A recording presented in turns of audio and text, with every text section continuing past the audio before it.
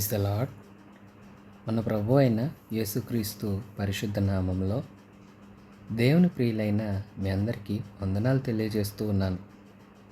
ఈ సమయమందు మనం అపోస్తలుల కార్యాల గ్రంథం 26, 27 అధ్యాయాలు ధ్యానం చేసుకుందాము.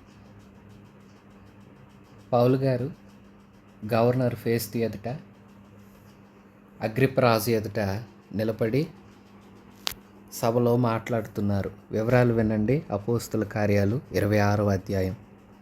అగ్రిప్ప పౌలును చూచి, నీ పక్షమున చెప్పుకొనుటకు నీకు సెలవిస్తున్నాను. అప్పుడు పౌలు చేయి చాచి ఇలాగూ సమాధానం చెప్పసాగిను. అగ్రిప్ప రాజా, తమరు యూదుల్లో ఉండు సమస్తమైన ఆచారాలు, వివాదాలు మీకు బాగా తెలుసు గనుక యూదులు నా మీద మోపిన నేరాలన్నీ తమరి ఎదుట సమాధానం చెప్తున్నందుకు నేను ధన్యుణ్ణని అనుకుంటున్నాను. నా మనవి దయచేసి శ్రద్ధగా వినండి. మొదటి నుండి యెరూషలేములో నా జనుల మధ్యను బాల్యం నుండి నేను బ్రతికిన బ్రతికి ఎలాంటిదో యూదులందరికీ తెలుసు. వారు మొదటి నుండి నన్ను ఎరిగిన వారు గనుక సాక్ష్యం ఇవ్వటానికి వాళ్ళకి ఇష్టమైతే నేను మన మతంలో బహునిష్టగల తెగను అనుసరించి పరిసైడునుగా ప్రవర్తించుచు వచ్చినట్లు వాళ్ళే చెప్పగలరు. ఇప్పుడైతే దేవుడు మన పితరులకు చేసిన వాగ్దానం విషయమై నిరీక్షణ గురించి నేను విమర్శించబడుటకు నిల్చున్నాను. మన 12 గోత్రాల వారు ఎడతెగక దివారాత్రాలు దేవుణ్ణి సేవించుచు ఆ వాగ్దానం పొందుదమని నిరీక్షిస్తున్నారు. ఓ రాజా, ఈ నిరీక్షణ విషయమే యూదులు నా మీద నేరం మోపారు. దేవుడు మృతులను లేపునన్న సంగతి నమ్మ తగనిదని మీరెలా ఎంచుచున్నారు? నజరేయుడైన యేసు నామమునకు విరోధంగా అనేక కార్యాలు చేయాలని నేను అనుకున్నాను. యెరూషలేములో నేను ఎలాగూ చేశాను. నేను ప్రధాన యాజకుల వలన అధికారం పొంది పరిశుద్ధులను అనేకులను చెరసాల్లో వేసి వారిని చంపినప్పుడు సమ్మతించాను. అనేక పర్యాయాలు సమాజ మందిరాలన్నిటిలో వారిని దండించి వారు దేవదూషణ చేయనట్లు బలవంత పెట్టి మరియు వారి మీద మిక్కిలి క్రోధం గలవాడినై ఇతర పట్టణములకు వెళ్ళి వారిని హింసించుచుంటిని. అందునిమిత్తము నేను ప్రధాన యాజకుల చేత అధికారమును ఆజ్ఞను పొంది దమస్కునకు పోచున్నాను. రాజా, అలా వెళ్తున్నప్పుడు మధ్యాహ్న సమయం అది. నా చుట్టూ నాతో కూడా ఉన్నవారి చుట్టూ ఆకాశం నుండి సూర్య తేజస్సు కంటే మిక్కిలి ప్రకాశమానమైన యొక్క వెలుగు త్రోవలో ప్రకాశించుట నేను చూచాను. మేమందరము నేలపడినప్పుడు, సౌలా సౌలా, నన్నెందుకు హింసించుచున్నావు? మునికొల్లకు ఎదురుతన్నుట నీకు ఇష్టమా అని హెబ్రీ భాషలో ఒక స్వరము నాతో పలుకుట నేను విన్నానయ్యా. అప్పుడు నేను, ప్రభువా, నీవు ఎవడు అని అడగగా, ప్రభు, నేను నీవు హింసించుచున్న యేసును. నీవు నన్ను చూచి ఉన్న సంగతిని గూర్చియు నేను నీకు కనబడబోవు సంగతిని గూర్చియు నిన్ను పరిచారకునిగా సాక్షిగా నియమించుటకై కనపడ్డాను. నీవు లేచి నీ పాదాలు మోపి నిలువు. నేను ఈ ప్రజల వలన అన్యజనుల వలనను హాని కలగకుండా నిన్ను కాపాడతాను.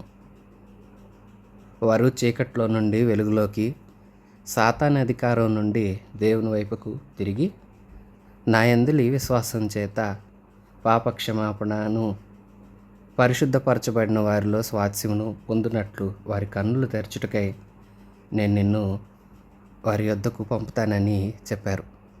కాబట్టి అగ్రిప్ప రాజా, ఆకాశం నుండి కలిగిన ఆ దర్శనమునకు నేను అవిధేయుడును మొదట దమస్కులోని వారికిని, యెరూషలేములోను, యూదయ దేశమంతటను, తరువాత అన్ని జనులకు వారు మారు మనసు పొంది దేవుని తట్టు తిరిగి మారు మనస్సుకు తగిన క్రియలు చేయవలనని ప్రకటిస్తూ వచ్చాను.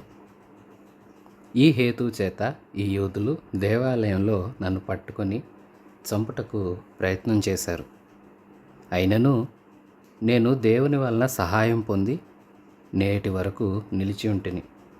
క్రీస్తు శ్రమపడి మృతుల పునరుత్థానమును పొందిన వారిలో మొదటివాడొకటి చేత ఈ ప్రజలకును అన్ని జనులకును వెలుగు ప్రచురింపబోవునని ప్రవక్తలను మోషేయు ముందుగా చెప్పినవి కాక మరి ఏమీయో చెప్పక అల్పులకు గనులకు సాక్ష్యమిస్తూ వస్తున్నా. రాజా, నేను చూసిన ఆ దర్శనానికి నేనేం అవిధేయుని కాను. నాటి నుండి ప్రభువు నన్ను ఏ స్థలానికి నడిపించారో ఆ స్థలానికి వెళ్ళాను. నాకు ఇష్టమైనవి కాదు. వారు చీకట్లో నుండి వెలుగులోకి, సాతాను బంధకాల్లో నుండి నా దేవుని హస్తాల్లోకి వచ్చినట్లుగా మారు మనసు పొందాలని, మారు మనసు తగిన ఫలాలు ఫలించాలని ప్రవక్తలు మోషే ఇలాంటి వారు ముందుగా ఏం చెప్పారో ఆ విషయాలు కాక మరేం చెప్పలా. ఇవే చెప్తూ వచ్చాను. అన్యులకి అవే అల్పులకి అవే చెప్పాను, అన్యులకి అవే చెప్పాను, యూదులకు అవే చెప్పాను, ఘనులైన వారికి కూడా నేను అవే చెప్తూ వచ్చానయ్యా అంటూ పౌలు సమాధానం చెప్తూ ఉన్నారు. ఆలోపు గవర్నర్ ఫేస్తూ, పౌలా, నీవు వెర్రివాడవు, అతి విద్య వలన నీకు వెర్రి పట్టినదని గొప్ప శబ్దంతో చెప్పాను. పౌలు మాట్లాడుతుంటే గవర్నర్ ఫేస్తూ, పౌలా, నీకు పిచ్చి పట్టింది. నువ్వు ఎక్కువ చదువుకోవడం వల్ల నీ ఎక్కువ చదువు నీకు పిచ్చితనంగా మారిపోయిందా అంటూ గొప్ప శబ్దంతో సభలో కేక వేస్తున్నారు. అప్పుడు పౌలు మహాఘనత వహించిన ఫేస్తూ, నేను వెర్రివాడను కాను కానీ సత్యమును స్వస్థబుద్ధియు గల మాటలనే చెప్తున్నాను. నేను మంచి మాటలు చెప్తున్నా, నీతి గల మాటలు చెప్తున్నా, స్వస్థబుద్ధి గల మాటలే చెప్తున్నా. వ్యర్థమైనవి నా నోట పలకట్లేదు. రాజు ఈ సంగతులు ఎరుగును గనుక అతని ఎదుట నేను ధైర్యంగా మాట్లాడుతున్నాను. వాటిలో ఒకటి అతనికి మరుగై ఉండలేదని రూఢిగా నమ్ముచున్నాను. ఇది యొక్క మూలన జరిగిన కార్యం కాదు కదా. అగ్రిప్పరాజు, తమరు ప్రవక్తలను నమ్ముచున్నారని నేను ఎరుగుదును. అందుకు అగ్రిప్ప, ఎంత సులభముగా నన్ను క్రైస్తవుని చేయజూచుచున్నావే అని పౌలుతో చెప్పాను. అందుకు పౌలు, సులభముగానో దుర్లభముగానో తమరు మాత్రము కాదు, నేడు నా మాట వినువారందరూ ఈ బంధకములు తప్ప నావలే ఉండినట్లు దేవుడు అనుగ్రహించునుగాక అనెను. అంతటా రాజును అధిపతియు బెర్నికేయు వారితో కూడా కూర్చున్నవారు లేచి అవతలకు పోయి, ఈ మనుష్యుడు మరణమునకైనను బంధకాలకైనను తగినదేమీ చేయలేదని తమలో తాము మాట్లాడుకున్నారు. అందుకు అగ్రిప్ప, ఈ మనుష్యుడు కైసరి ఎదుట చెప్పుకొందునని అనని ఎడల ఇతన్ని విడుదల చేయవచ్చునని ఫేస్తుతో ప్రియ విశ్వాసులారా, ఆ మాటలు విన్న అగ్రిప్పరాజు అంటున్నారు, ఈ మనుషుడు పెద్ద నేరం ఏమీ చేయలేదు. మరణానికి చెరసాలలో ఉంచడానికి ఇతడు పాత్రుడు కాడు, ఇతనిలో ఏమీ నేరం లేదు అంటూ ప్రక్కకు తీసుకెళ్ళి వాళ్ళందరితో చెప్తూ అంటున్నారు, ఇతను కైసర్ చక్రవర్తితో చెప్పుకుంటాను అంటున్నాడు. అతను కనుక ఆ మాట అనకపోతే ఇప్పుడే అతన్ని విడుదల చేసేసేవాళ్ళం. కానీ అతను రాజు ఎదుట నిలవను ఉద్దేశించాడు కనుక అతన్ని మనం రోమాకు పంపించాలి అని వారు నిశ్చయించుకున్నారు. విశ్వాసులారా, పౌలు తన జీవితం ఎలాంటిదో వారి మధ్య ఎత్తి మాట్లాడాడు. బాల్యం నుండి అంటూ మొదలుపెట్టాడు.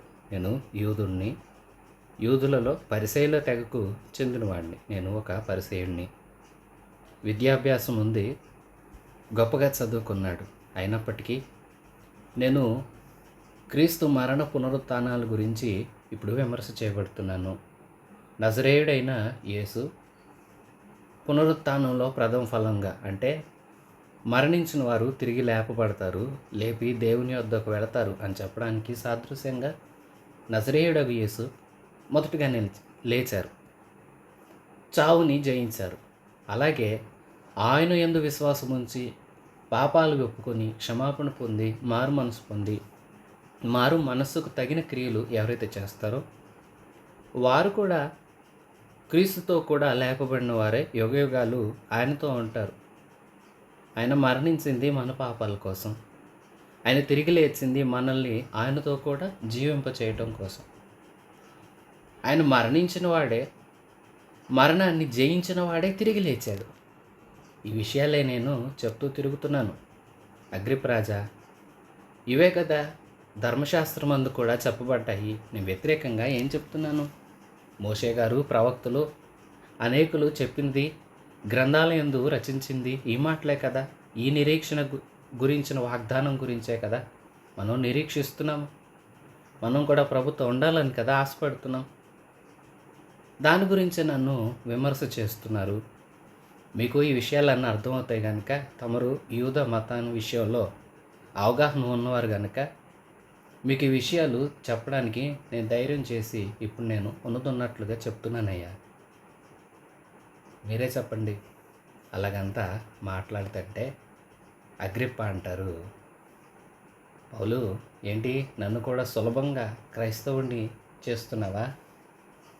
అలాగూ అంటుంటే పౌలు అంటారు, అయ్యా మిమ్మల్ని మాత్రమే కాదు, అవకాశం ఉంటే నా మాటలు విన్నవారందరూ కూడా నాలాగా ప్రభుని సేవించేవారుగా, ఈ మార్గము అంటే క్రీస్తు మార్గాన్ని ఎన్నుకున్నవారుగా ఉండాలని నేను ఎంతో ఆశిస్తున్నాను. దేవుడు నిజంగానే పౌల్ని ఆ పరిచర్య కోసమే అక్కడ నిలబెట్టారు. పౌలు 2 సంవత్సరాలు నిర్బంధంలో నిరాశ నిస్పృహల మధ్య ఉన్నారు. అయితే దైవ కార్యాలు చూడండి. రాజుల ఎదుట, గనుల ఎదుట పౌలు సువార్త చెప్పాలి. కైసర్ చక్రవర్తికి కూడా సువార్త చెప్పాలి. తన సాక్ష్యాన్ని వివరించాలి. అందుకే బంధకాల్లో ఉంచాడు దేవుడు. ఇప్పుడు అగ్రిప్ప రాజు ఎదుట, గవర్నర్ ఎదుట, అక్కడున్న సభలో ముఖ్యులందరి ఎదుట తన సాక్ష్యాన్ని పంచుకుంటున్నాడు. మీరు కూడా క్రీస్తు వారు కావాలి, నేను క్రీస్తు వారిని అన్నట్లుగా తన వాంగ్మూలం కాదు తను చెప్పేది, దేవుని రాజ్య సువార్తను ప్రకటిస్తున్నాడు ధైర్యంగా. ప్రియవిశ్వాసులారా, ప్రతి సందర్భాన్ని దేవుడు తన బిడ్డలకు, తన సేవకులకు అనుకూలంగా మార్చగలడు. అయితే సేవకులైన తన బిడ్డలైన వారందరూ ప్రభుకి విధేయులై ప్రభు నడుపుచున్న మార్గం ఏంటో గ్రహించుకోవాలి. జాగ్రత్త కలిగి ఉండాలి. వ్యర్థంగా ఆలోచించి తొందరపడినంత మాత్రాన మనం ఏం చేయలేము. ప్రభు కార్యాలకు మనం చోటివ్వాలి. ఇప్పుడు చూడండి, పౌలులో దేవుడే యేసు ప్రభువే ఆత్మ ద్వారా నిలిచి పౌలు ద్వారా అక్కడ మాట్లాడిస్తూ ఉన్నారు. ఇది వాంగ్మూలమో తన గురించి చెప్పుకోవడమో కాదు, సూటిగా స్పష్టంగా అగ్రిప్ప రాజుకి ప్రభు పౌలు చేత అందిస్తున్న సువార్త విని అగ్రిప్ప పూర్తిగా మారిపోతే దేవునికి స్తోత్రం. ప్రియవిశ్వాసులారా, మన బాధ్యత, మనకు అవకాశం వచ్చినప్పుడు మనం ఎవరు ఎదుట నిలబడ్డామో వారందరికీ కూడా మన దేవుని గురించి తెలియచేయాలి. పౌలు స్పష్టంగా చెప్తున్నారు, నేను వ్యర్థమైనవి ఏమీ చేయలే, ఎవరికి ఎదురు తిరగలేదు, ఎవరు ఎదుట నేను ప్రవర్తించకూడని విధంగా ప్రవర్తించలేదు. నేను నా ప్రభు అయిన యేసుక్రీస్తు మరణించి తిరిగి లేచిన విధానాన్ని గురించే నేను వివరిస్తూ ఉన్నాను. ఇందు గురించి ధర్మశాస్త్రంలో కూడా వాక్యాధారాలు ఉన్నాయి అంటూ వారందరి ఎదుట ధైర్యంగా మాట్లాడుతున్నాడు పౌలు. మనం కూడా అలాగే మన దేవుడైన యేసుక్రీస్తుని గురించి చెప్పాలి. పౌలు తన జీవిత విధానాలు, తాను మారకు ముందు ఉన్న విషయాలు క్లుప్తంగా చెప్పారు. వాటి నుండి చెప్తూ తాను ఎలా మారారు, ప్రభు దర్శనం పొందుకున్నాక తాను ఎలాంటి మార్పు వచ్చిందో ఆ విషయాలు స్పష్టంగా వివరిస్తున్నారు. ప్రియవిశ్వాసి, క్రీస్తుని ఎరగకముందు నువ్వు ఎలా జీవించావు, క్రీస్తును తెలుసుకున్న తర్వాత ఆయనలోకి వచ్చి మనసు మార్చుకొని పాపాన్ని విడిచిపెట్టి ప్రాచీన స్వభావాన్ని విడిచిపెట్టి నవీన స్వభావం అంటే క్రీస్తునే ధరించుకొని క్రీస్తు నీయందు తన క్రియలు అందరికీ కనపరుచున్నట్లుగా క్రీస్తుని పోలి నువ్వు బ్రతుకుతున్నావా? నీ జీవితంలో మార్పు వచ్చిందా? ప్రభుకి సాక్షిగా ఉన్నావా? నీవు ఆయన చిత్తానికి లోబడితే ఆయన చిత్తము నీ ద్వారా సంపూర్ణంగా నెరవేర్చగలడు. ప్రభు యొక్క చిత్తం పౌలు గనుల ఎదుట, రాజుల ఎదుట, ఇజ్రాయేలీల ఎదుట, అధికారుల ఎదుట నిలబడి తన సువార్త చెప్పాలి. ఆ మాటకు అన్నట్లుగానే యెరూషలేములో అందరి ముందు మాట్లాడాడు. గవర్నర్ ఫేలిక్స్ ఎదుట మాట్లాడాడు. గవర్నర్ ఫేస్ట్ ఎదుట మాట్లాడాడు. అగ్రిప్ప రాజు ఎదుట మాట్లాడాడు. కైసర్ ఎదుట కూడా మాట్లాడబోతున్నాడు పౌలు. దేవుని మాటను అక్షరార్థంగా తన జీవితంలో ప్రభువుకి తను తాను స్వచ్ఛందంగా సమర్పించుకొనుట చేత దేవునికి సంపూర్ణంగా తను తాను దేవునికి అప్పచెప్పుకొని దేవునికి లోబడుట చేతనే దేవుని వాక్యం తన యందు నెరవేరింది. ప్రభు చిత్తం, ప్రభు ఉద్దేశాలు, ఆయన సంకల్పించిన ఉద్దేశాలన్నీ నెరవేర్చడానికి మన యొక్క సమర్పణ, మనం లోబడితేనే అవి జరుగుతాయి. పౌలు లోబడ్డారు. వింటున్న విశ్వాసి, నీ సంగతి ఏంటి? పౌలులాగా నీవు కూడా దేవునికి లోబడి పరిస్థితులు ఎలాగున్నా ఆ సమయాన ప్రభువు నిన్ను ఆ పరిస్థితిలో దేనికోసం వాడుకోగలడో గుర్తించి నిన్ను నీవు ఆయనకు సమర్పించుకుంటున్నావా? లేదా నిరాశ నిస్పృహలతో నా జీవితం భారం అయిపోయింది, నేను అలా అయిపోయాను, ఇలాగ అయిపోయాను అంటూ నిన్ను నీవు తక్కువ చేసుకొని దేవుణ్ణి దూషిస్తూ దేవుని చిత్త వ్యతిరేకంగా సొంత మార్గాలు ఎత్తుకొని సాగిపోతున్నావా? ఎలాగున్నావు? ఏం చేస్తున్నావు? ఒకసారి నిన్ను నీవే పరీక్షించుకొని ప్రభువుకి లోబడు. ప్రభు చిత్తం నీ అందు నెరవేరినట్లుగా సంపూర్ణ వినయ విధేయతలతో ప్రభు యొక్క బలిష్టమైన రెక్కల క్రింద దేన మనసుతో ముందుకు సాగాలి.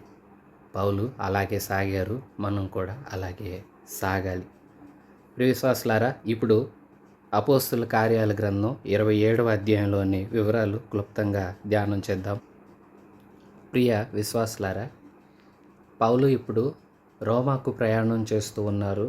ఇది ప్రభు చిత్తం. రోమాకు వెళ్ళి అక్కడ కైసర్ చక్రవర్తికి సువార్త చెప్పడం దేవుని సంకల్పం. ఆ సంకల్పానికి అనుగుణంగా ఇప్పుడు పౌలు రోమాకు ప్రయాణం చేస్తూ ఉన్నాడు. ఓడ ఎక్కి ప్రయాణం చేస్తూ ఉన్నాడు. పౌలుతో కూడా ఖైదీలు ఉన్నారు. వీరందరి బాధ్యత శతాధిపతి అయిన యూలి అనే వ్యక్తికి అప్పగించబడింది. వీరితో కూడా మాసిదోనియా తెస్సలోనిక పట్టణస్థుడైన అరిస్తర్కు కూడా ఉన్నాడు. ఈ అరిస్తర్కు పౌలుకి నేనొక బానిసనని చెప్పుకొని తనతో కూడా రావటానికి ఇష్టపడి తన పేరు నమోదు చేయించుకొని ఇప్పుడు పౌలుతోనూ ఖైదీలతోనూ ఓడ ఎక్కి వీరందరూ కలిసి రోమా పట్టణానికి బయలుదేరారు. యూలికి పౌలు గారి మీద దయ కలిగింది. అందుకే అక్కడ స్నేహితుల్ని కలుసుకునేటట్లుగా కూడా సెలవిచ్చాడు. వీరు ప్రయాణం చేస్తూ ఉన్నారు. ఎదురు గాలి చేత ఓడ కొట్టబడుతూ, గాలి ఎదురైనందుచేత శతాధిపతి యూలి ఇటలీ వెళ్ళనై ఉన్న ఒక ఓడను కనుక్కున్నారు. అది అలెగ్జాంద్రియా ఓడ. ఆ ఓడను కనుగొని అందరినీ అందులోకి ఎక్కించాడు. అలాగూ ముందు సాగుతూ కష్టపడి మంచిరేవులు అనే ఒక స్థలానికి వచ్చి చేరుకున్నారు ఓడలోని వారు. ప్రయాణం చాలా కఠినంగా ఉంది. ముందుకు సాగితే మన ప్రాణాలకు అలాగే ఈ సరుకులన్నింటికి నష్టమని పౌలు చెప్పారు. పౌలు మాటలు నాయకుడు పట్టించుకోలేదు. ముందుకు సాగుతూ ఉన్నారు. పౌలు మాటలు నమ్మలేదు. ప్రయాణం ముందుకు సాగుతుంది. ప్రయాణం చాలా కఠినమైపోయింది. క్రేతు ధరిని ఓడ దించారు. కొంచెం సేపు అయిన తర్వాత ఊరకులోను అను పెనుగాలి క్రేతు మీద నుండి విసిరింది. దానిలో ఓడ చిక్కుకొని గాలికి ఎదురు నడవలేకపోయినందున ఎదురు నడిపించటం మాని గాలికి కొట్టుకుని పోవడం ఓడ చాపలు దించేశారు. చాలా భయపడిపోతున్నారు. గాలికి ఓడ కొట్టుకుని పోతూ ఉంది. మిక్కిలి పెద్ద గాలి కొట్టుచున్నందున మరునాడు సరుకులను కూడా పారవేయసాగారు. ప్రయాణం మరీ తీవ్రమైపోతుంది ప్రియవిశ్వాసులారా. అయినప్పటికీ దేవుని చిత్తం రోమాకు వెళ్ళటం, ప్రభు చిత్తం ఉన్నది కాబట్టి ప్రభువే చూసుకుంటాడు, ప్రభువే బాధ్యత వహిస్తాడు. మూడవ దినాన తమ చేతులారా ఓడ సామాగ్రిని కూడా పారవేశారు. కొన్ని దినాల పాటు సూర్యుడైనా నక్షత్రాలైనా కనబడలేదు వాళ్ళకి. పెద్ద గాలి వారి మీద కొడుతూ ఉంటే ప్రాణాలతో మేము తప్పించుకుంటామో లేదో అన్న ఆశ కూడా వారికి బొత్తిగా లేకపోయింది. బహుకాలము భోజనం లేక ఉన్నందున పౌలు వారి మధ్య నిలిచి, అయ్యలారా, మీరు నా మాట విని క్రేతు నుండి బయలుదేరకే ఉండవలసింది. అప్పుడు ఈ హానియు నష్టము కలగకుండా ఉండేది. ఇప్పుడైనను ధైర్యం తెచ్చుకోండి అని మిమ్మల్ని వేడుకుంటున్నాను. ఓడకే గాని మీలో ఎవని ప్రాణమునకును హాని కలగదు. నేను ఎవని వాడనో ఎవరిని సేవించుచున్నానో ఆ దేవుని దూత గడిచిన రాత్రి నా యొద్దకు నిలిచి, పౌలా, భయపడకుము, నీవు కైసరు ఎదుట నిలవవలసి ఉన్నది. ఇదిగో, నీతో కూడా ఓడలో ప్రయాణమైపోవచ్చున్న వారందరినీ దేవుడు నీకు అనుగ్రహించి ఉన్నాడని నాతో చెప్పెను. ప్రియశాస్లారా, పౌలు వారిని ఎంతో ధైర్యపరుస్తున్నాడు. ముందు గద్దించాడు. నా మాట ముందే వినొచ్చుగా, ప్రాణకు హాని ఉంది, మనం అన్నీ నష్టపోయే పరిస్థితి ఎదురవుతుంది, ఇక్కడ ఆగుదాము అని చెప్తే వారు ఆగలేరు. ఆగకుండా ముందుకు సాగారు. అలాగ సాగుతూనే ఉన్నారు. ఇంచుమించు 14 దినాలు అయిపోతూ ఉంది. అందరూ భయపడిపోతున్నారు. ప్రాణాలు అరచేతిలో పెట్టుకుని సాగుతూ ఉంటే పౌలు వారి మధ్య నిలిచి, నేను ముందే చెప్తే వినుంటే బాగుండేది. సరే, ఒక మాట చెప్తా, ఇప్పటికైనా ధైర్యంగా ఉండండి. నేను ఎవరిని సేవిస్తున్నానో, నేను ఎవరి వాడనో ఆ దేవుని దూత నాకు గత రాత్రి ఈ విషయాన్ని స్పష్టంగా తెలియచేశారు. ఏమనంటే, పౌలా, నువ్వు భయపడొద్దు, ఏమీ కాదు, మీరు ఆందోళన చెందవలసిన అవసరం లేదు.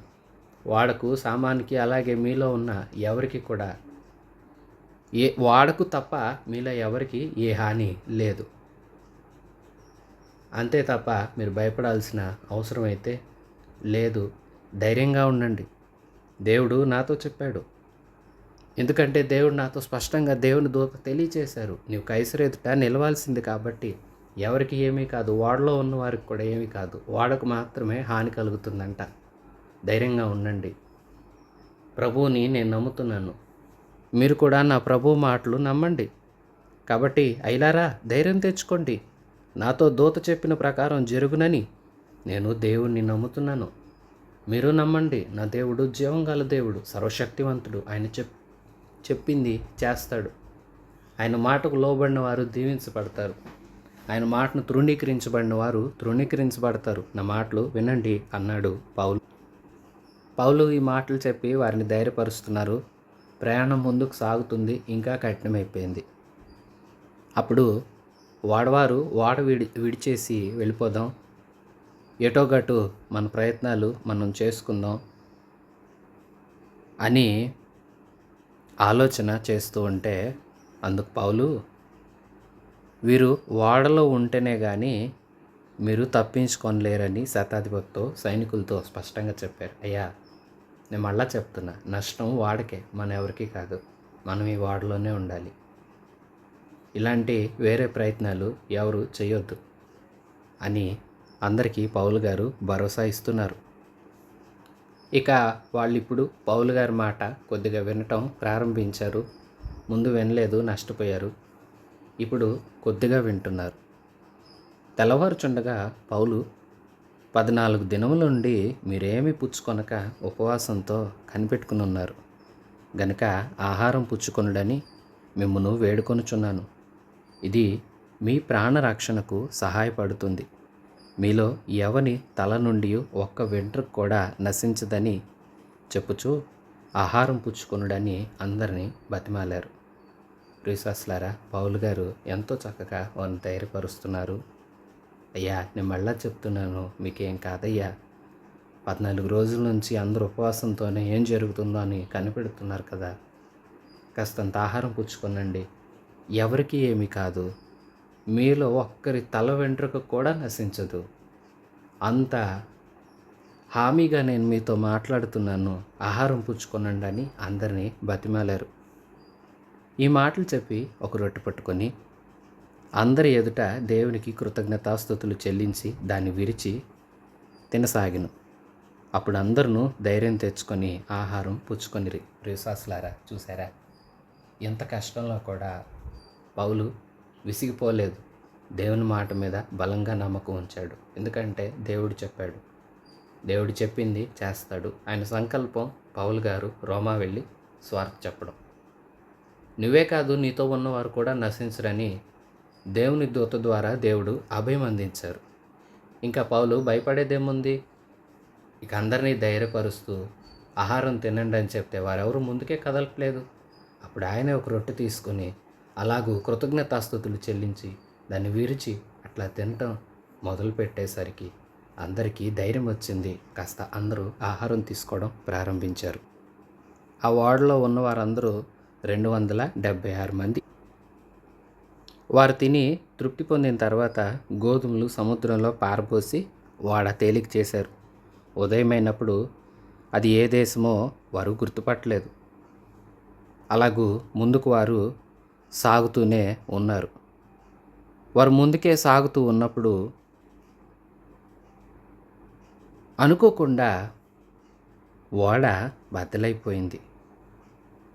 బ్రతలైపోయేసరికి ఖైదీల్లో ఎవడు ఈదుకొని పారిపోకున్నట్లు వారిని చంపాలని సైనికులకి ఆలోచన పుట్టింది. శతాధిపతి పౌలును రక్షింపునుద్దేశించి వారి ఆలోచన కొనసాగనివ్వక మొదట ఈదగలవారు సముద్రంలో దుమికి దరికి పోవాలనని, కడమవారిలో కొందరు పలకల మీదను కొందరు ఓడ చెక్కల మీదను పోవాలనని ఆజ్ఞాపించను. ఇలాగూ అందరూ తప్పించుకొని దరిచేరారు. ప్రియవిశ్వాసులారా, ఎంతో కష్టతరమైన యాత్ర చేశాడు పౌలు. ఓడలో ఖైదీగా అందరితో పాటు ఒక ఖైదీలాగా అందరూ రకరకాల నేరాలు చేసి శిక్షను పొందుకొని శిక్ష విధించబడడానికి వెళుతుంటే పౌలు ఏ నేరం చేయలేదు. కానీ విచారణ చేయబడడానికి వారితో కూడా వెళుతున్నాడు. ఓడ బ్రద్దలైపోయింది. గాలి తుఫాన్ల చేత అలజడి. ఇంచుమించు 14 దినాల కంటే ఎక్కువ ప్రయాణం చేశారు. అలసిపోయి ఉన్నారు. గమ్యం చేరతామన్న ఆశ వారిలో ఎవరికీ లేదు. అయితే ప్రభువు మాట ఎంతో ప్రోత్సాహపరిచింది. ప్రభువు మాట అందుకున్న పౌలు వారిని కూడా ఎంతో ధైర్యపరిచాడు.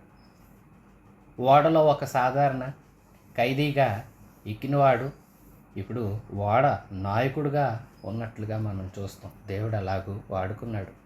దేవుని మాట ఉంది కదా, తన ప్రియుల్ని ఆయన తలగా ఉంచుతాడు కానీ తోకగా ఉంచడు. అందరిలో రక్షింపబడి ప్రభువుని తెలుసుకున్న, ప్రభువుని ఆరాధించే వ్యక్తి, ప్రభు కోసం సాక్ష్యార్థంగా తన జీవితాన్ని పానార్పణంగా పోయబడ్డానికి వాడబడ్డానికి ఇష్టపడ్డ వ్యక్తి పౌలు, ఒక దైవ సేవకుడు. వారితో కూడా ఉండటం వారికి ఎంతో దీవెన. అందరినీ ఎంతగానో ఆదరించాడు, మాటల చేత ధైర్యపరిచాడు. ఒక మంచి నాయకుడిలాగా వారికి దారి చూపాడు. ఇదిగో ఇలాగంటూ వారిని ధైర్యపరిచాడు, హెచ్చరించాడు, ముందుకు నడిపించాడు. చివరకు వారు ఒక చోట వాడ బ్రద్దలైపోతే కొంత దూరం ఈత వచ్చిన వారు ఈదుకుంటూ, కొందరు పలకల మీద, కొందరు బ్రద్దలైపోయిన ఆ ఓడ చెక్కలను ఆసరా చేసుకుని ఎలాగోలా ఈదుకుంటూ తప్పించుకొని దరికి చేరుకున్నారు. ప్రియవిశ్వాసులారా, వింటున్నారు కదా? పౌలు గారు 26వ అధ్యాయంలో అగ్రిప్ప రాజు ఎదుట తన సాక్ష్యాన్ని పంచుకుంటున్నాడు. అగ్రిప్పకు సువార్త చెప్పాడు. విని తుది తీర్మానం, నిర్ణయం తీసుకోవాల్సింది విన్న వ్యక్తులే. వాళ్ళ తీర్మానాన్ని బట్టే వారు రక్షణకో శిక్షకో పాత్రులవుతారు.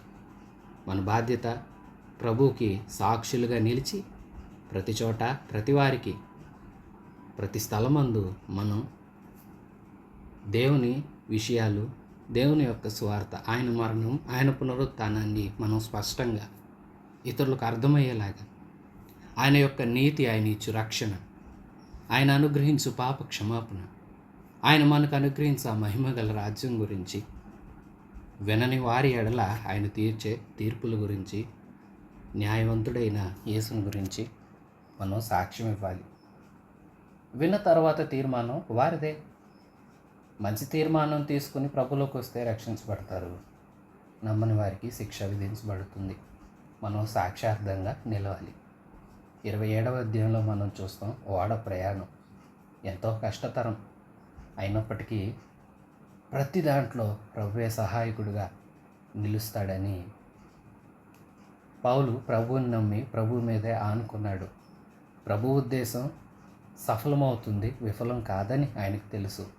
మనం ప్రభువుకు లోబడితే చాలు, మన ద్వారా ఆయన అనేక కార్యాలు జరిగించగలడు. ప్రియసాసి, నీవు ఆయనకు లోబడ్డావా?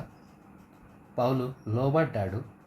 అందుకనే కదా అటు ఓడవారికి ఆసరాగా నిలిచి, ఆదరణ అందించి, ధైర్యపరిచి, నాయకుడిగా వారి మధ్య నిలిచాడు. మనం కూడా దేవుని చిత్తానికి లోబడితే ఆయన మనల్ని ప్రతి పరిస్థితిలో మన పక్షమందు మన ప్రభువు ఉంటాడు.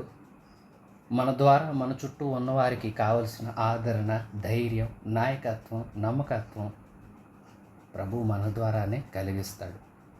ప్రభు చిత్తం నెరవేరాలంటే మనం లోబడటం ఎంతో అవసరం. ప్రియ విశ్వాసి, నీవు ఈ ప్రభువుకి లోబడ్డావా? ఈ ప్రభువు చిత్తము, ప్రభువైన యేసుక్రీస్తు యొక్క ఉన్నతమైన సంకల్పం నీ ద్వారా నెరవేరుతుందా? నీవు అందరి ఎదుట ప్రియుడైన యేసయ్యకు సాక్షిగా నిలుస్తూ ఉన్నావా? అలాగూ సాక్షులమై మన చుట్టూ ఉన్నవారికి మన దేవుని చిత్తం చొప్పున క్రీస్తు ప్రేమను క్రియల్లో కనపరుస్తూ మనము ఆయన రాజ్యానికి సిద్ధపడుతూ అనేకుల్ని సిద్ధపరచాలి. ఇది మనందరి మీద ఉన్న బాధ్యత. మన ప్రభువు త్వరగా రాబోతున్నాడు. వచ్చినప్పుడు ఆయనతో కూడా మనం ఎత్తబడే వారముగా, ఆయనతో యుగయుగాలు జీవించే వారముగా ఉండాలి. మన ప్రభువు మనందరికీ అలాంటి కృప అనుగ్రహించునుగాక. ఆమెన్. మన ప్రభు అయిన యేసయ్య కృప, తండ్రి అయిన దేవుని పరమ ప్రేమ, పరిశుద్ధాత్మదేవుని సన్నిధి సహవాసం మనందరికీ సదాకాలం తోడై ఉండి నడిపించునుగాక. ఆమెన్. God bless you.